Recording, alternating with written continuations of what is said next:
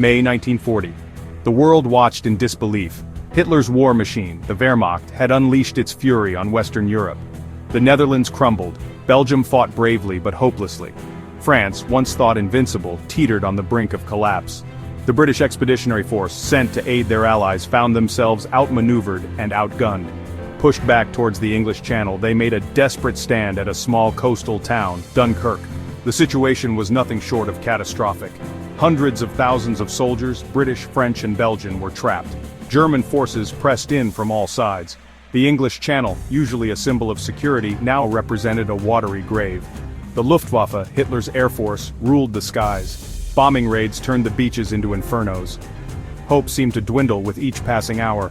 Amidst the chaos and despair, a sense of grim determination settled upon the beleaguered troops. They had tasted defeat, witnessed the might of the enemy firsthand. But the fighting spirit, the indomitable will that had always defined the British Tommy, refused to be extinguished. The German Blitzkrieg lightning war had taken Europe by storm.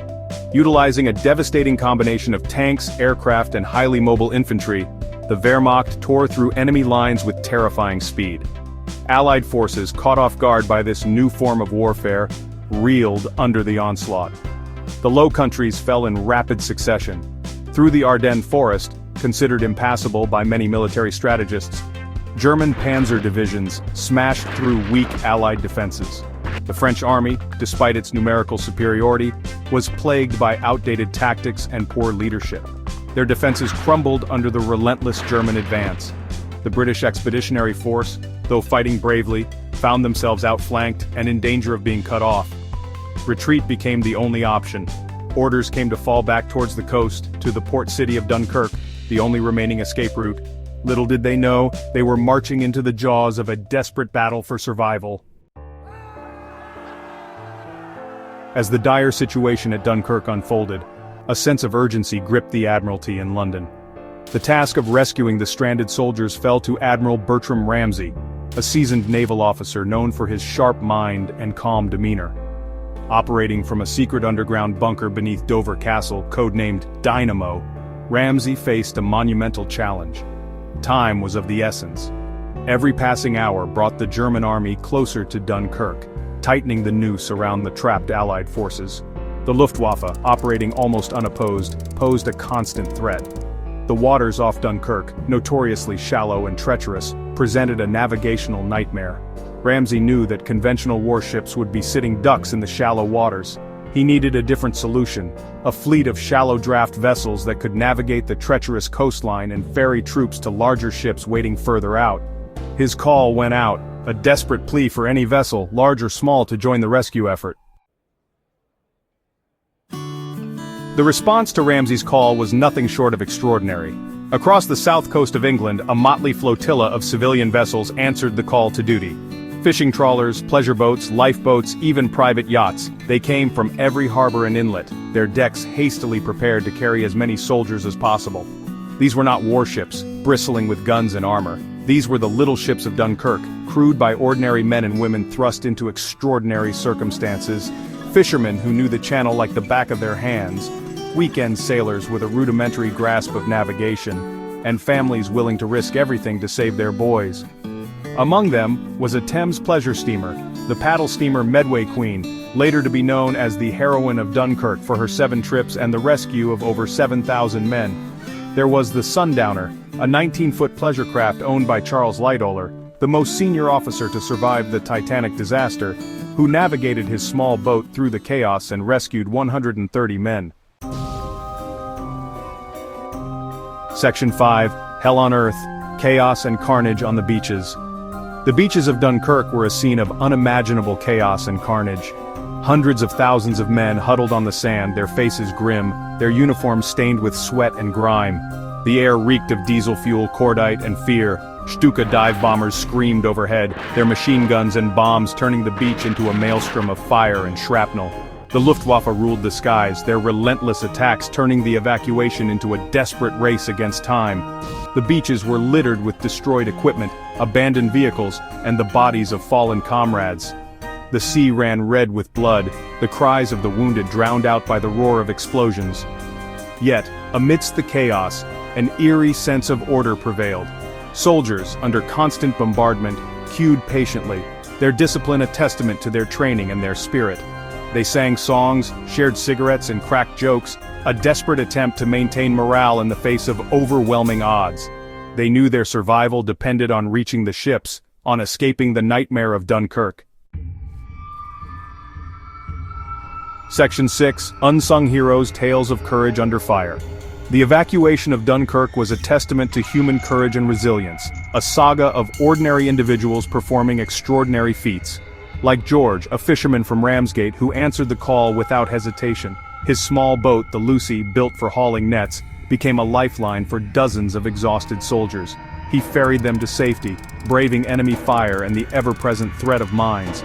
Private James Hartley, a young soldier with the Royal Warwickshire Regiment, found himself on the beaches, separated from his unit. He waded into the surf, desperate to reach a waiting ship. A German fighter strafed the beach, bullets kicking up the water around him. He felt a searing pain in his leg, but he kept swimming, driven by an unyielding will to survive. Then there were the nurses, the unsung heroines of Dunkirk.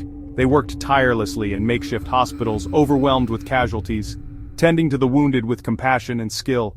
They comforted the dying, wrote letters for those who couldn't, and offered a glimmer of hope in the midst of despair. Section 7. We shall fight on the beaches, Churchill's resolve. On June 4, 1940, Winston Churchill, the newly appointed Prime Minister, addressed the House of Commons. His words, delivered with his trademark eloquence and defiance, would galvanize a nation facing its darkest hour. He spoke of the evacuation, of the bravery displayed by the soldiers and civilians alike.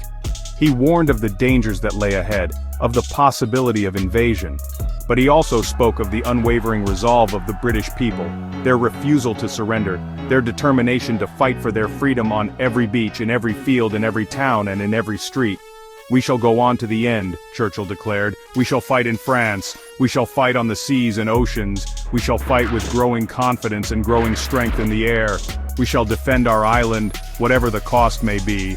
We shall fight on the beaches. We shall fight on the landing grounds. We shall fight in the fields and in the streets. We shall fight in the hills. We shall never surrender. Section 8, Against All Odds. The miracle of Dunkirk unfolds. What began as a desperate evacuation, a rearguard action to save as many men as possible, evolved into something far greater. Operation Dynamo, initially planned to rescue a mere 45,000 men, became a testament to human courage and cooperation. Over 9 days and nights, under constant threat from the Luftwaffe, the little ships and their naval escorts ferried over 338,000 Allied soldiers to safety. It was a logistical nightmare, a chaotic scramble against time and overwhelming odds. Yet, it worked. The Royal Air Force, though outnumbered, fought valiantly to protect the evacuation fleet. The Luftwaffe, hampered by logistical issues and overconfident commanders, failed to deliver the knockout blow. The evacuation of Dunkirk was a military defeat, but a moral victory of immense proportions. It demonstrated the strength of the human spirit when tested to its limits. It showed that even in the face of overwhelming adversity, hope could endure. Section 9. A Legacy of Resilience. Dunkirk's Enduring Spirit. Dunkirk, though a defeat on paper, became a symbol of British resilience, a testament to the power of unity and courage in the face of adversity. It was a story that resonated deeply within the national psyche, a shared experience that forged a sense of collective determination. The Dunkirk spirit, as it came to be known, embodied the willingness to face seemingly insurmountable challenges, to never give up, to fight for what was right, no matter the odds. It was a spirit that would sustain Britain through the long, dark years of the Second World War. Today, the beaches of Dunkirk are a place of pilgrimage, a reminder of the sacrifices made by a previous generation. The little ships, many still afloat, stand as silent witnesses to that extraordinary chapter in human history. Dunkirk is a story that continues to inspire, reminding us that even in our darkest hour, the human spirit fueled by courage and unity can overcome seemingly insurmountable obstacles.